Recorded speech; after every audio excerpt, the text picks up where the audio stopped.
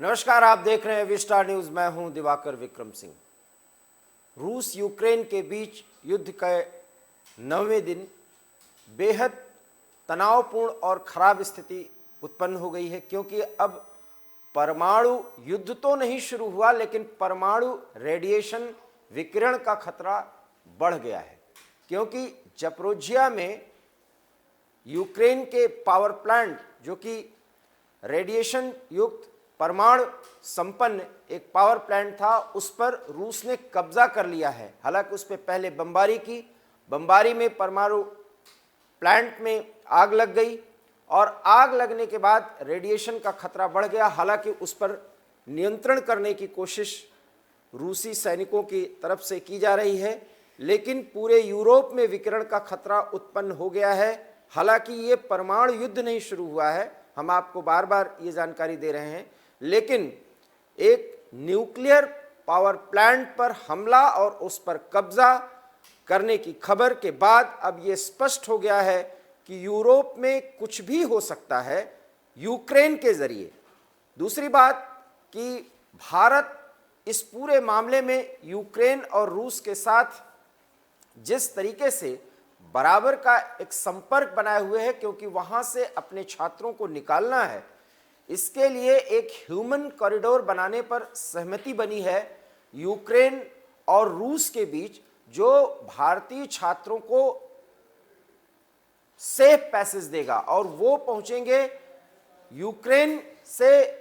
रूस बॉर्डर पर, और वहां पर 130 बसें होंगी जो डेस्टिनेशन पर पहुंचाएंगी, ताकि उनको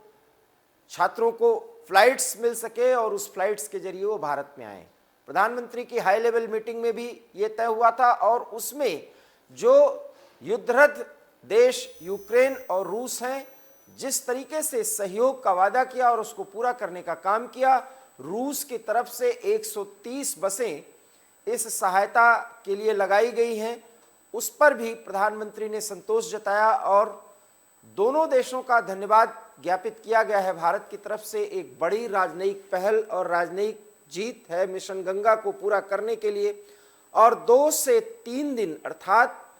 8-9 मार्च तक सभी भारतीयों को वापस ले आने की एक रणनीति बनाई गई है, डेडलाइन तय की गई है। अब देखना यह होगा कि युद्धरत यूक्रेन और रूस दोनों के सहयोग के जरिए ये काम कितना जल्दी, समय से पूर्व या कुछ समय बाद अगर लग जाए तो ये काम पूरा हो जाएगा। कुल मिलाकर के रूस और यूक्रेन के बीच वॉर की स्थिति यह है कि अब यूक्रेन सिर्फ और सिर्फ हमले को नहीं सहन करेगा, बल्कि बदला लेगा और रूस पर हमला करेगा। हालांकि ये बात सुनने में थोड़ी अटपटी लग सकती है, लेकिन जी हाँ, ये यूक्रेन की सेना की तरफ से भी कहा जा रहा है, राष्ट्रपति जेलेंस्की भी एक बात कह रहे हैं। और अगर ऐसा हुआ तो अभी तो ज़पोरिजिया में सिर्फ एक परमाणु प्लांट पर हमला किया गया है और ये स्थिति उत्पन्न हुई है। उस स्थिति में रूस किसी भी हथियार का प्रयोग कर सकता है, जिसका डर पूरी दुनिया को सता रही है। बहरहाल इस स्थिति से कैसे निकाला जाए, इसके लिए क्वाड देशों की जो बैठक हुई है, उसमें चीन अपना स्वार्थ न साध पाए, इस पर चर्चा की गई, लेकिन भारत का एक पक्ष की बातचीत के जरिए ही किसी समाधान पर पहुंचा जाए, ये बात चारों ने एक्सेप्ट की है। एवी स्टार न्यूज पर जब हमने इस बात की चर्चा की थी तो आपको पहले ही बता दिया था कि भारत का यही रुख होगा और चीन की किसी भी गतिविधि को रोकने का प्रयास भारत सहित ये चारों देश करेंगे। ऐसे में रूस का साथ देने वाला चीन कोई गलती ना कर बैठे, प्रशांत क्षेत्र में, एशिया प्रशांत में कोई ऐसी मुश्किलें ना आ जाएं, इन सब को बचाने के लिए भारत ने भी जापान, ऑस्ट्रेलिया और अमेरिका के साथ हाँ में हाँ मिलाई है। तो कुल मिलाकर के इस मामले में जो एक कूटनीतिक पहल क्वाड के जरिए हुई है, जिसमें ये चारों देशों के मुख्य अधिकारियों, जिसमें प्रधानमंत्री नरेंद्र मोदी और अमेरिका के राष्ट्रपति जो बाइडेन और ऑस्ट्रेलिया के प्रधानमंत्री और जापान के प्रधानमंत्री ने भाग लिया, इसमें साफ तौर पर तय किया गया है कि सिर्फ बातचीत ही एकमात्र रास्ता है। हालांकि इसके पहले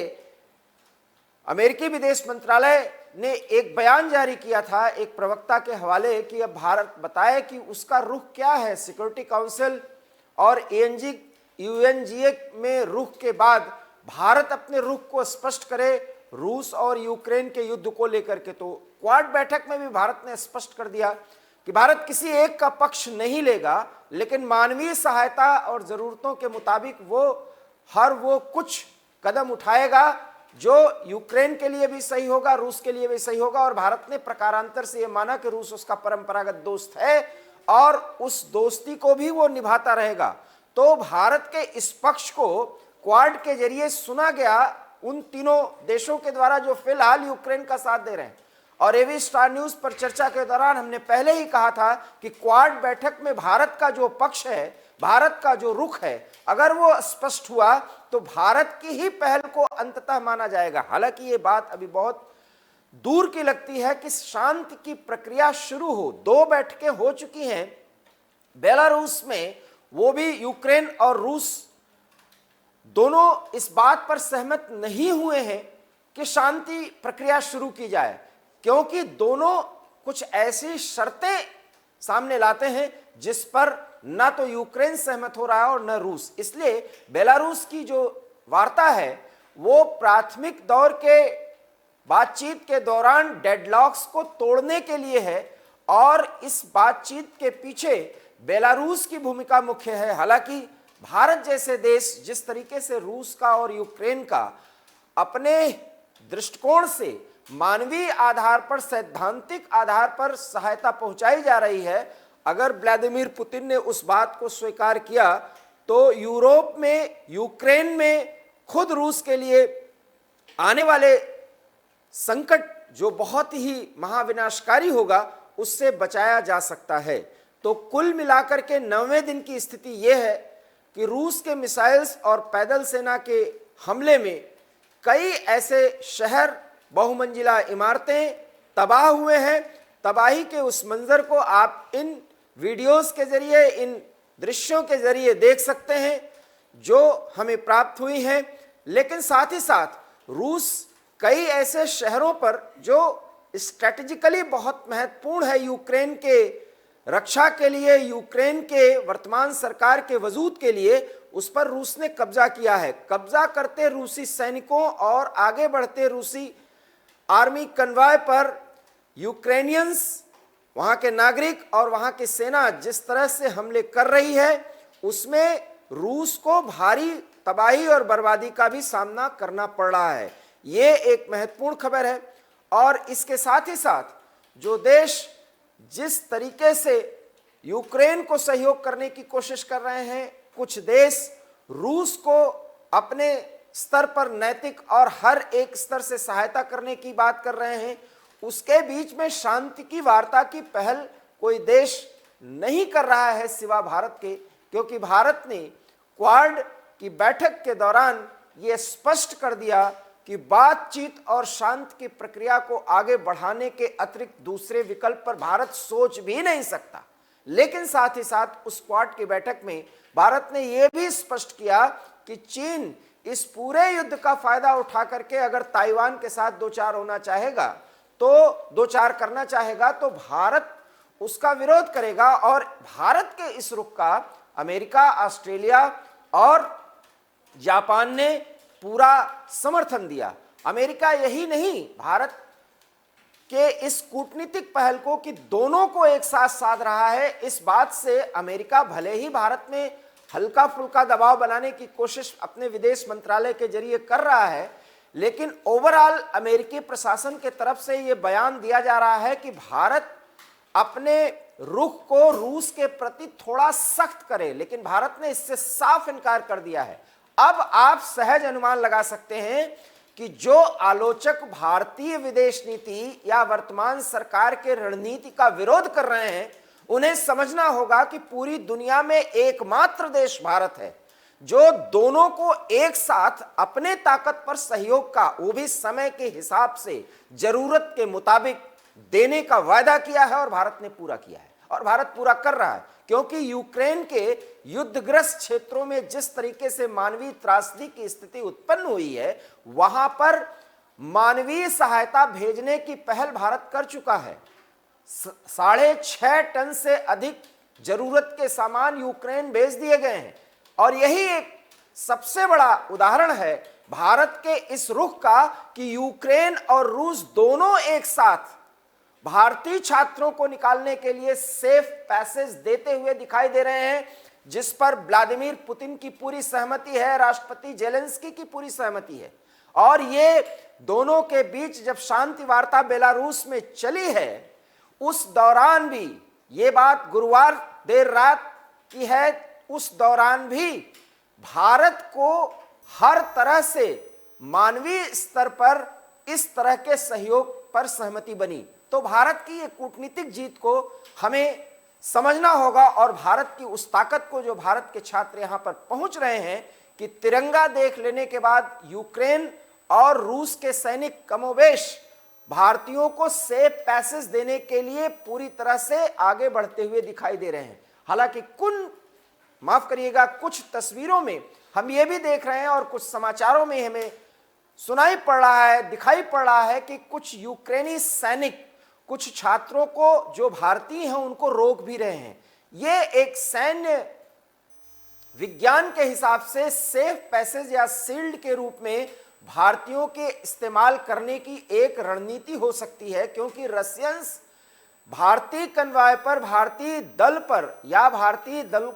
को ले जाते वाहनों पर जिस पर तिरंगा लगा है उस पर अटैक नहीं करते, और उसका फायदा उठा करके कुछ यूक्रेनी सैनिक टुकड़ी अपने बचाव के लिए इस तरह के रास्ते पर भी आगे बढ़ रही है, जिसको सोशल मीडिया के जरिए या कुछ ऐसे छिद्रान्वेषी जो पत्रकार भी हो सकते हैं वो इस बात को गलत तरीके से पेश कर रहे हैं और ये दिखा रहे हैं कि भारतीयों के साथ बदसलूकी की जा रही है। बहरहाल सच ये है, सच को झुठलाया नहीं जा सकता। भारतीय ताकत 130 करोड़ जनता की ये ताकत है जिसके बल पर हमारे सरकार जिस रुख पर आगे बढ़ रही है कि शांति की पहल करती है, क्वाड के बैठक में शांति के पहल की बात करती है रूस और यूक्रेन से, शांति की पहल की बात करती है फ्रांस और जर्मनी से। एक साथ 3 बड़े ताकतों को साधने की कवायद के पीछे सिर्फ और सिर्फ एक ही कारण है, और वो है यूक्रेन की जिद को संभालना और राष्ट्रपति पुतिन के बढ़ते कदम को रोकना, और उसके लिए